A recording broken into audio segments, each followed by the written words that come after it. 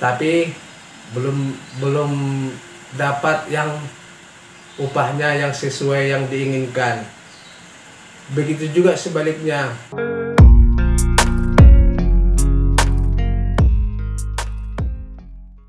Halo sobat, berjumpa lagi di channel saya, yaitu channel tentang membahas tutorial usaha laundry. Jadi topik kita kali ini sobat, yaitu membahas tentang harus adanya saling pengertian antara pengusaha laundry dan karyawan pengusaha laundry. Dimana sobat, akhir-akhir ini banyak banget pengusaha laundry yang lagi butuh karyawan, dan banyak juga para karyawan laundry, calon-calon karyawan laundry mau cari pekerjaan di usaha laundry. Nah, kenapa bisa sampai seperti itu? Ya, jadi seperti ini sobat. Ada karyawan laundry ini mencari pekerjaan di usaha laundry, yaitu mencari usaha laundry yang upahnya besar. Nah, tapi belum dapat yang upahnya yang sesuai yang diinginkan. Begitu juga sebaliknya, para pengusaha laundry banyak yang butuh karyawan yang kerjanya harus profesional dan harus udah paham semua tentang dunia usaha laundry. Nah, jadi hampir sama, ya kan? Nah, jadi untuk mengatasi seperti ini sobat, sebenarnya sih ya kalau kita membahas masalah upah dulu ya. Sebenarnya kalau upah laundry, kerja di usaha laundry ini sih ya itu tergantung masing-masing. Jadi kita tidak bisa menuntut lebih banyak ke pengusaha laundry ini yang karyawannya. Nah, sementara si pengusaha juga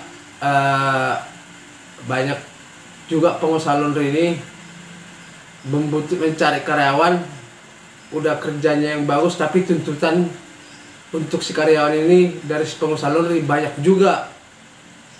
Nah, jadi untuk mengatasi solusi seperti ini sobat, kita ada baiknya membuat briefing atau diskusi 1 kali dalam sebulan.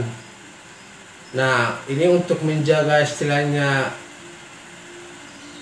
supaya tidak ada menimbulkan masalah ya.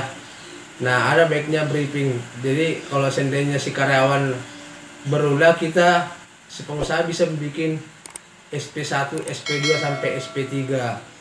Nah, tapi dengan catatan si pengusaha laundry harus juga pengertian lihat si karyawan. Contoh dalam pengertian hal apa dulu? Contohnya harus ada hari liburnya.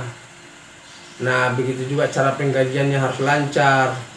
Nah, itu kalau dari bagian dari pihak si pengusaha. Sementara kalau dari si karyawan memang harus profesional, cara kerjanya harus rapi dan harus hasilnya memuaskan bagi si pelanggan.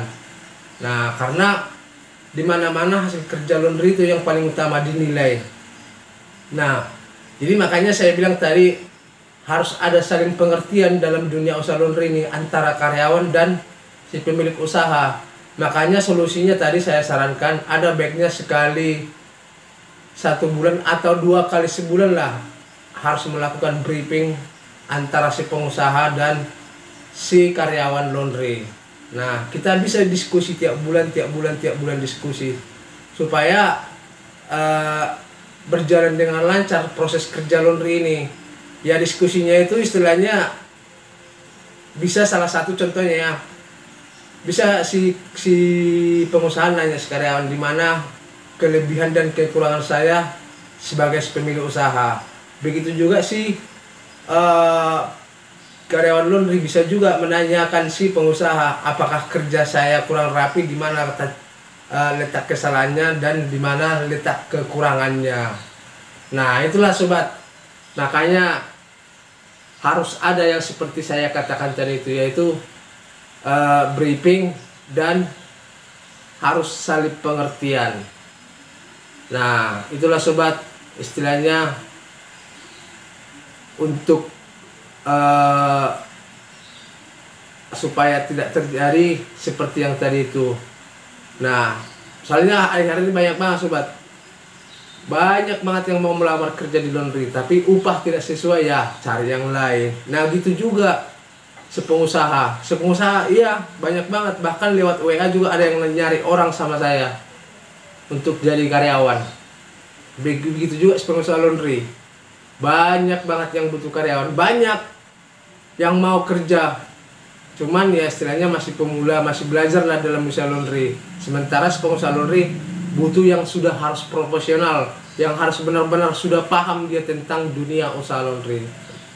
Nah, jadi kira-kira seperti itulah sobat tadi pembahasan saya, yaitu tentang harus adanya